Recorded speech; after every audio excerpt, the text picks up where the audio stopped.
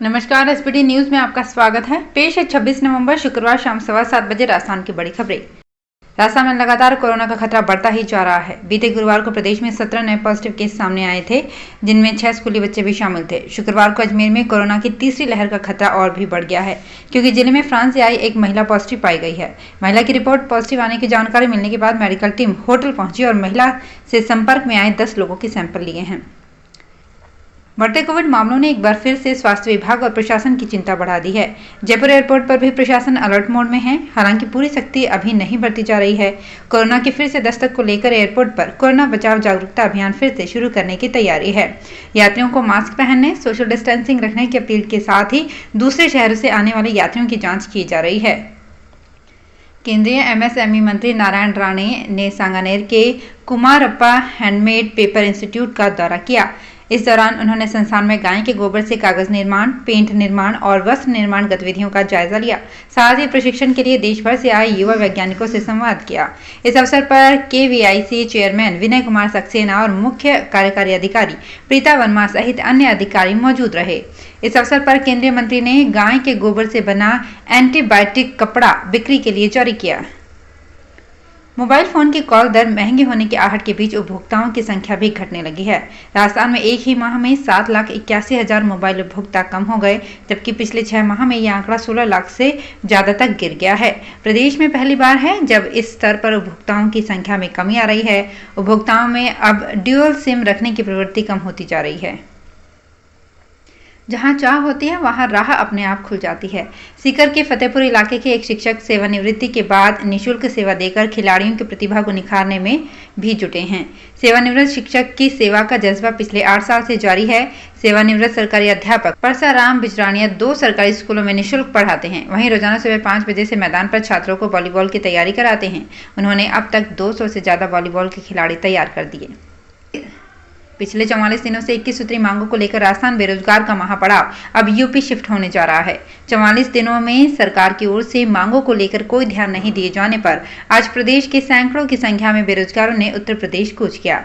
विभिन्न जिलों से जहां बसों द्वारा रोजगार उत्तर प्रदेश के लिए रवाना हुए, तो वहीं महासंघ अध्यक्ष उपेंद्र यादव बेरोजगारों के साथ जयपुर के शहीद स्मारक से उत्तर प्रदेश के लिए कूच किया।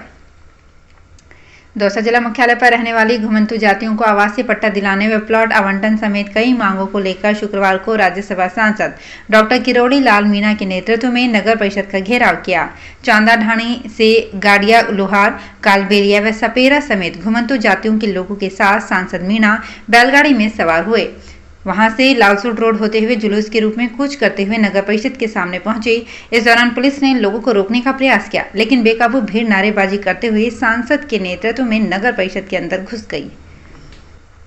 पश्चिमी रेलवे के महाप्रबंधक आलोक कंसल शुक्रवार सुबह चित्तौड़गढ़ आए। वो चित्तौड़गढ़ नीमच रतलाम खंड के वार्षिक निरीक्षण के लिए दौरे पर रहे।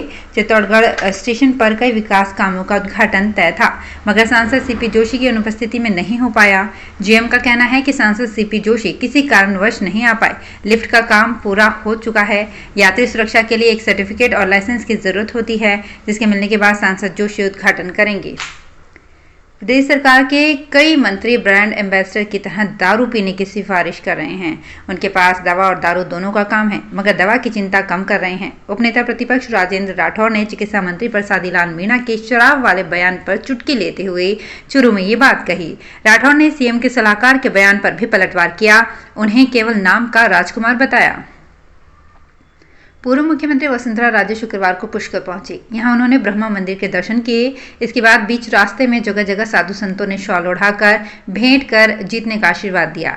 पुष्कर यात्रा के दौरान वसुंधरा राजे तो कुछ नहीं बोली, अपने समर्थकों के जरिए उन्होंने शक्ति का एहसास करा दिया।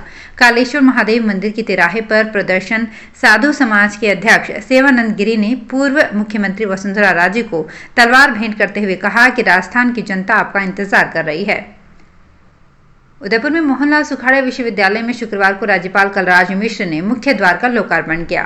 साथ ही उन्होंने यहां संविधान पार्क का उद्घाटन भी किया। गौरतलब है कि राज्यपाल मिश्र अपने 2 दिवसीय दौरे पर गुरुवार सुबह उदयपुर पहुंचे थे।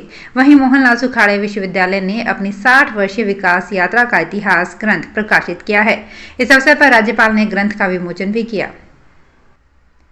हम तो कचरा बीनने का काम करते हैं। कुछ साल पहले पता चला कि यहाँ गरीबों के लिए मकान बनाए गए तो इनमें आकर रहने लग गए। हम में से कईयों ने मकान आवंटन के लिए फॉर्म भी भर रखा है, लेकिन 5 साल हो गए, ना तो हमें मकान आवंटित हुआ और ना किसी और को। ये उन लोगों का कहना है जो अजमेर की भगवानगंज कच्ची बस्ती में basic services for urban poor योजना में बने आधे अधूरे मकानों पर कब्जा करके रह रहे हैं। तो फिलहाल इस बुलेटिन में इतना ही। फिर हाजिर होंगे कुछ और बड़ी खबरों के साथ। एसबीटी न्यूज के और भी वीडियोस को देखने के लिए हमारे चैनल को सब्सक्राइब करें और नोटिफिकेशन पाने के लिए बेल आइकन को प्रेस करें।